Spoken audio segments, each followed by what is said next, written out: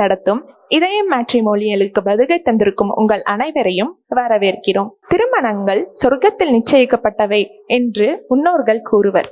ஆனால் இந்த நவீன காலத்தில் பல உள்ளங்களை இணைக்கும் இதயம் மேட்ரிமோனியலின் செயல்பாடு இன்னும் தொடர்கிறது.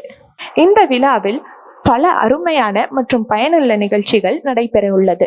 பொதுவாக திருமணம் என்றாலே அந்தணர்களின் முன்னிலையில் சுப சடங்குகள் செய்து ஹோமம் வளர்த்து புரியாத மொழியில் மந்திரங்கள் ஓதப்பட்டு திருமணம் நடைபெறும். அதுபோல பழைய காலங்களில் குறிப்பாக தென் மாவட்டங்களில் பெரியோர்களின் ஆசீர்வாதத்துடன் கிழக்கு முகமாக அமர வைத்து எளிமையாக திருமணங்கள் நடைபெற்றன. மேலும் தமிழ் என்றாலே அமுது என்று கூறும் அளவிற்கு தமிழ் மொழி சிறப்பு மிக்கது. இந்த தமிழ் மொழிக்கே பெருமை சேர்க்கும் வகையில் பொதுமறை நூலாக அமைந்த திருக்குறளை சாட்சியாக வைத்து திருமணம் நடத்துவது குறித்து, அந்த தமிழ் மொழிக்கே பெருமை சேர்க்கும் பொதுமறை நூலான திருக்குறளை சாட்சியாக வைத்து திருமணம் நடத்துவது குறித்து திருக்குறள் வழியில் திருமணம் என்ற தலைப்பில் பேச வருகிறார் திரு பத்மநாபன் அவர்கள். ஜெம் டிவி நேயர்களுக்கு அன்பான வணக்கம். இதயம்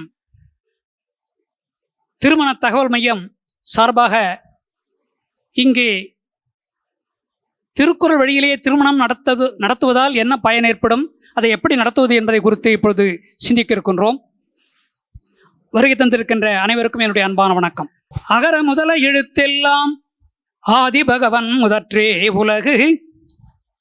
எழுத்துக்களுக்கெல்லாம் தோற்றுவாய் ஆ என்ற எழுத்து.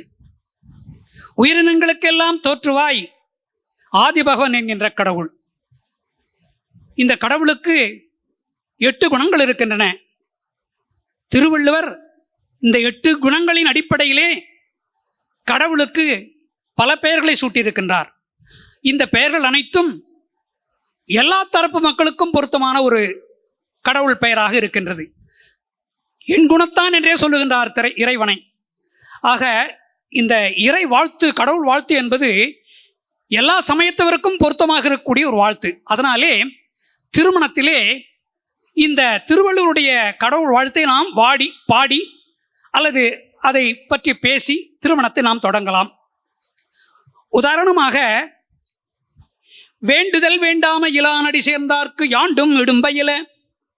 வெறுப்பு இல்லாத, வேண்டும் வேண்டாம் என்ற ஒரு மன உணர்வு, வேற்றுமை உணர்வு இல்லாமல் இருக்கக்கூடிய தன்மையுடையவர் தான் கடவுள். இதை எல்லா தரப்பு மக்களும் ஏற்றுக்கொள்வார்கள். அப்படிப்பட்ட கடவுளுக்கு நிகரானது எந்த உலகத்தில் எதுவுமே இல்லை. இந்த 8 குணங்களையுடைய கடவுளுக்கு நிகரான ஒரு பொருள் அல்லது கடவுள் வேறு எதுவும் இல்லை என்று சொல்லுகின்றார். இந்த கருத்தையும் எல்லா தரப்பு மக்களும் ஏற்றுக்கொள்கின்றார்கள்.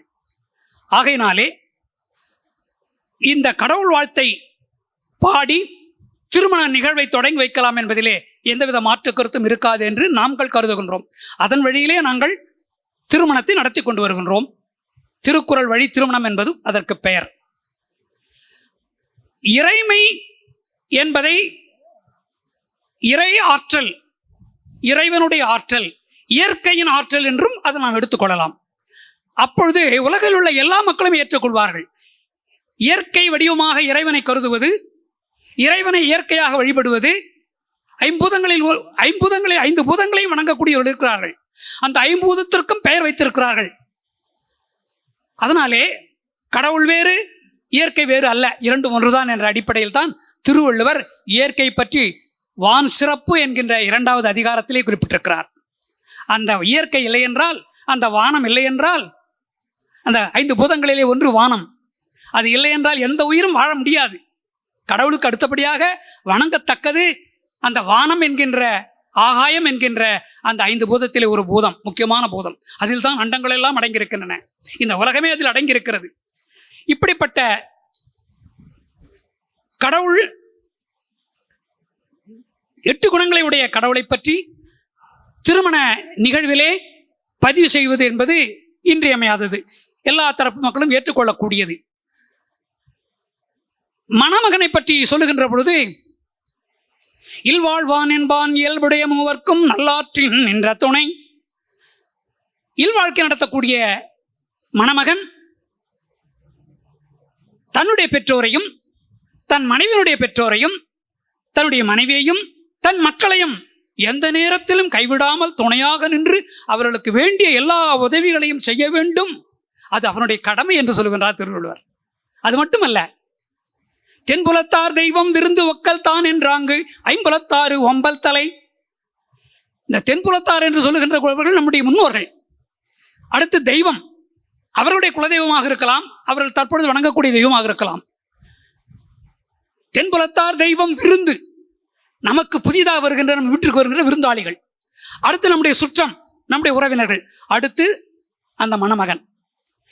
இவர்கள் எல்லோருக்கும் அவன் உதவி செய்யக்கூடியவனாக, அவர்கள் எல்லோருக்கும் பாதுகாப்பு அளிக்கக்கூடியவனாக, தன்னையும் காப்பாற்றி கொண்டு இவ்வளவு பேருக்கும் நல்லது செய்யக்கூடியவனாக இருக்க வேண்டும் என்பது திருவள்ளுவருடைய கருத்து.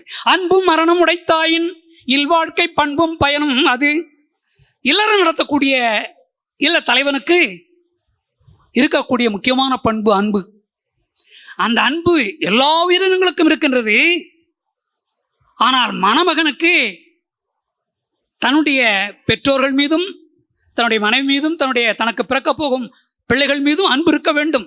அது மட்டுமல்ல, அந்த அன்பு இருந்து அவர்களை காப்பாற்றுவது மட்டுமல்ல, எல்லா உயிர்களுக்கும், எல்லா தரப்பு மக்களுக்கும், தன்னுடைய சுற்றத்தாருக்கும் உதவி செய்ய வேண்டும், அறம் செய்ய வேண்டும், தர்மம் செய்ய வேண்டும்.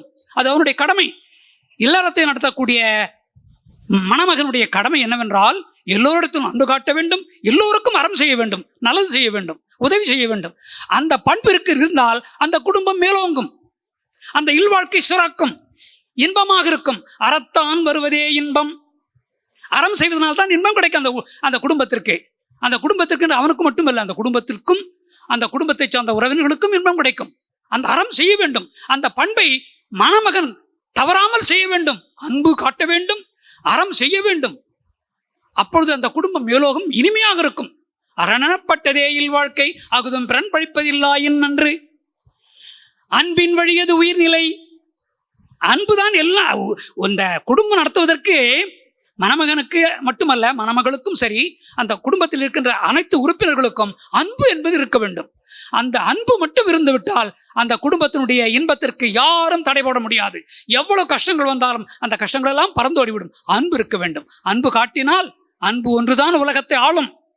அறிவு ஆண்டால் கூட அதில் பிழை ஏற்படும். அன்பு உலகத்தை ஆளலாம், வீட்டை ஆளலாம், மக்கள் உள்ளங்களை ஆளலாம், உலகத்தையே ஆளலாம். அன்பின் வழியது உயர்நிலை என்றார் திருவள்ளுவர்.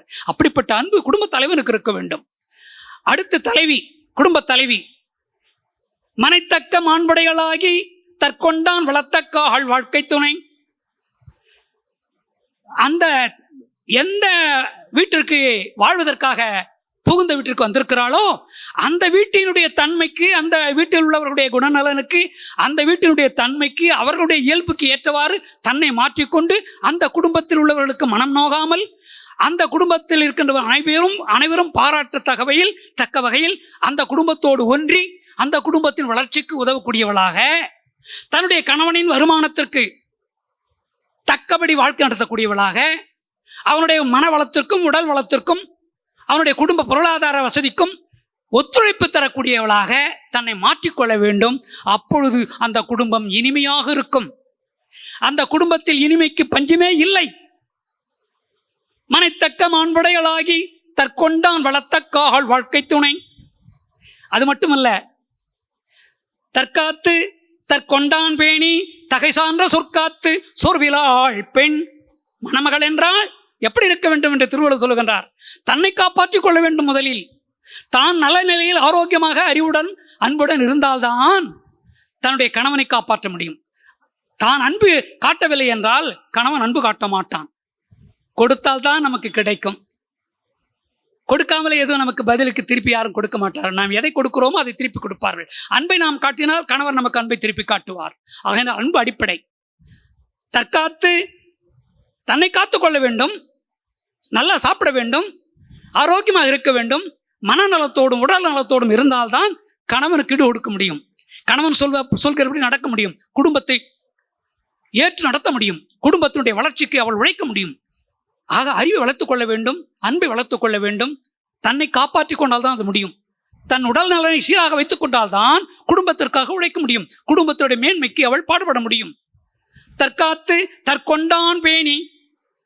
தனக்கு கணவனாக வாய்த்தனுடைய உடல் நலத்தையும் அவனுடைய மனநலத்தையும் பேணக்கூடியவளாக இருக்க வேண்டும், காப்பாற்றக்கூடியவளாக இருக்க வேண்டும். அது மிக மிக இன்றியமானது.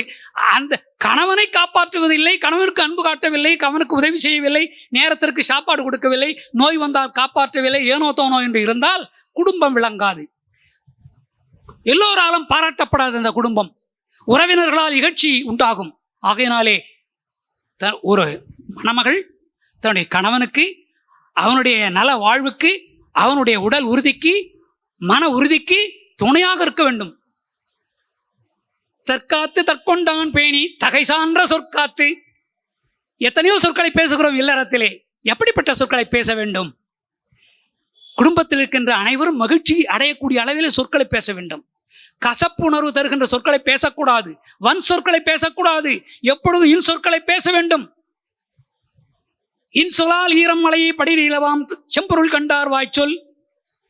நல்ல அறிவுள்ளவர்கள் எப்படி பேசுவார்கள் என்றால் இனிமையான சொற்களை பேசி மற்றவர்கள் ஈர்ப்பார்கள். மணமகளும் அப்படித்தான் இருக்க வேண்டும். இனிமையான சொற்களை பேசி கணவனுடைய அன்பை ஈர்க்க வேண்டும். தன்னுடைய குடும்பத்தில் கூட அனைவருடைய அன்பையும் பாசத்தையும் ஈர்க்க வேண்டும். தன்னுக்குள் தன் கைக்குள் வைத்துக் கொள்ள வேண்டும். அது எதனால் முடியும்? இனிய சொற்கள் பேசுவதனால் முடியும். அதே போல யாருடைய குற்றத்தையும் எடுத்து சொல்லக்கூடாது. ஏதிலார் குற்றம் போல் தம் குற்றம் காண் இழ்பின் தீதுண்டோ மன்னும் உயிர்க்கு. கணவன் தவறு செய்யலாம், மனைவியும் தவறு செய்யலாம். சில நேரங்கள் சூழ்நிலை அப்படி தவறு செய்ய வைத்துவிடும். அதையெல்லாம் பொருட்படுத்தாமல், அதை சுட்டி காட்டாமல், அதையே பெரிதுபடுத்தி பேசாமல், அதனால் இல்லறத்திலே சிக்கல் ஏற்படுத்தாமல் அதையெல்லாம் பொறுத்து கொண்டு தாங்கிக் கொண்டு இல்லறத்தை மேம்படுத்த வேண்டும். இல்லற வாழ்க்கை இனிமையாக கழிக்க வேண்டும். தவறை சுட்டி காட்டுவதனால் எந்த பயனும் இல்லை.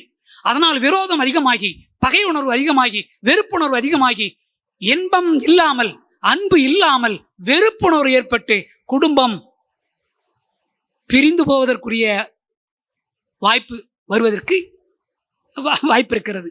ஆகையினால் தான் திருவள்ளுவர் எச்சரிக்கையாக சொல்லுகின்றார், தன் குற்றத்தை முதலில் பார்க்க வேண்டும். நாம் ஏதாவது குற்றம் செய்திருக்கிறோமா, அதை முதலில் நோக்க, அதன் பிறகு மற்றவர்கள் ஏதாவது குற்றம் செய்தால் அதையும் பார்த்து, அதை இந்த மாதிரி குற்றம் செய்திருக்கிறீர்கள், இனிமேல் அப்படி செய்யாதீர்கள் என்று நயமாக எடுத்து சொல்ல வேண்டும், மகிழ்ச்சியாக எடுத்து சொல்ல வேண்டும். அப்பொழுது நாம் செய்தோம், தவறு செய்தோம், நம்முடைய மனைவி அதை பெரிதுபடுத்தாமல் இப்படி நம்மிடம் அன்பாகவே பேசுகிறாள், இந்த குடும்பத்திற்கு ஏற்ற மகள் இவள்தான், ஏற்ற பெண், குடும்ப தலைவி இவள்தான் என்று அவனும் மகிழ்ச்சி அடைவான்.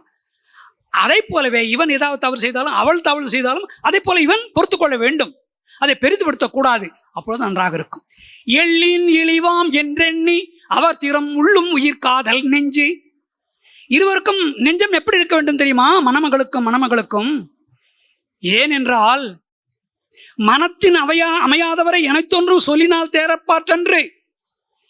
யாருடைய மனத்தையும் யாரும் எதையும் சொல்லி திருத்த முடியாது.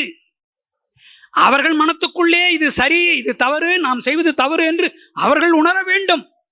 அதற்கு இருவரும் வாய்ப்பளிக்க வேண்டும். தவறு செய்தால் கூட இனிமேல் தவறு செய்யாமல் இருப்பதற்கு ஒரு வாய்ப்பு அளிக்க வேண்டும். கணவனும் அளிக்க வேண்டும், மனைவியும் வாய்ப்பு அளிக்க வேண்டும். தவறு நடந்து விட்டது, இனிமேல் அந்த தவறு நடக்காதிருப்பதற்கு அவர்கள் ஒரு பொறுத்தருளும் பண்பு மிக உயர்ந்த பண்பு. அதனால்தான் பொறுமை. நிலத்தை போல எவ்வளவு தோண்டினாலும் அந்த நிலம் நம்மை தாங்கிக் கொள்கிறது. தோண்டினாலும் இடித்தாலும் என்ன செய்தாலும், சுரங்கம் தோண்டி பொன்னை எடுத்தாலும், நிலக்கரி எடுத்தாலும், கிணறு வெட்டினாலும் தாங்கிக் கொள்ளுகிறது. எவ்வளவு எல்லாரையும் தாங்குகின்ற பூமி, அதை நாம் தாக்கினாலும் தாங்குகிறது, அதை நாம் உதைத்தாலும் தாங்குகிறது, அதை தோண்டினாலும் எப்படி செய்தாலும் அது தாங்கி. அதை போல இல்லறத்தை நடத்துகின்ற மணமகளும் மணமகனும் யார் எந்த தவறு செய்தாலும் பொறுமையாக இருந்து சகிப்புத்தன்மையோடு இருந்தால் இந்த உலகத்தை ஆளலாம், இந்த குடும்பத்தை ஆளலாம், இந்த ஊரை ஆளலாம், மக்களுடைய மனதை ஆளலாம் என்பது இதனுடைய கருத்து. திருக்குறள் வழியிலே திருமணம் செய்யலாம் என்கின்ற ஒரு நம்பிக்கை வரவழைப்பதற்காக நம்முடைய இதய மெட்ரிமோனியல் திருமண தகவல் மையம் மிகச்சிறந்த ஏற்பாட்டை செய்திருக்கின்றது. நம்முடைய ஜெம் தொலைக்காட்சியும் இதற்கு உறுதுணையாக இருந்து இப்படிப்பட்ட நல்ல நிகழ்ச்சி எப்படி நடைபெற வேண்டும், இது என்ன, திருவள்ளுவருடைய மனப்பான்மை என்ன, திருக்குறள் வழியிலே திருமணத்தை எப்படி நடத்தலாம் என்று திருவள்ளுவர் வழியிலே இந்த நல்ல கருத்துக்களை எல்லாம் நமக்கு சொல்ல வாய்ப்பளித்த ஜெம் தொலைக்காட்சி நிறுவனத்தார்க்கும் இதய மெட்ரிமோனியல் நிறுவனத்தார்க்கும் நம்முடைய நெஞ்சார்ந்த நன்றியை தெரிவித்துக் கொள்கின்றோம். நன்றி, வணக்கம். என்ன நேயர்களே, இன்றைய நிகழ்ச்சியை கேட்டும் ரசித்தும் மகிழ்ந்திருப்பீர்கள் என்று நம்புகிறோம். நிகழ்ச்சியின் முடிவிற்கு முன் ஒரு சிறிய செய்தி. நம் இதயம் மேட்ரிமோனியலில் பள்ளி படிப்பு மற்றும் கல்லூரி படிப்பு பயின்ற பெண் வரன்கள் வரவேற்கப்படுகின்றன. பெண் வரன்களுக்கான பதிவு கட்டணம் முற்றிலும் இலவசம். உங்கள் திருமணம் எங்கள் எண்ணம். மற்றொரு இதயம் மேட்ரிமோனியலின் நிகழ்ச்சியில் உங்களை சந்திக்கும் வரை உங்களிடம் விடைபெறுவது உங்கள் அக்ஷயா. பொண்ணுக்கு மாப்பிளையும் மாப்பிளைக்கு பொண்ணும் தேடி கிடைக்காம கஷ்டப்படுறீங்களா? கவலையை விடுங்க, உங்க கஷ்டத்தை குறைக்க உதயமாகிருச்சு நம்ம இதயம் மேட்ரிமோனியல். இவங்களுக்கான வரன் தான் இருக்கு, அவங்களுக்கான வரன் தான் இருக்கு, அதுக்கு நீங்க நிறைய படிச்சிருக்கணும், இப்படி எந்த விதிமுறையும் கிடையாது. நீங்க யாரா இருந்தாலும் உங்களுக்கான வரன்கள் நம்ம இதயம் மேட்ரிமோனியல்ல இருக்கு. வரன் அமைச்சு தரது மட்டும் இல்லாம உங்க கல்யாணத்துக்கான எல்லா ஏற்பாடுகளையும் குறைஞ்ச செலவுல பண்ணி தராங்க. சிங்கிளா வாங்க, கப்புலா போங்க.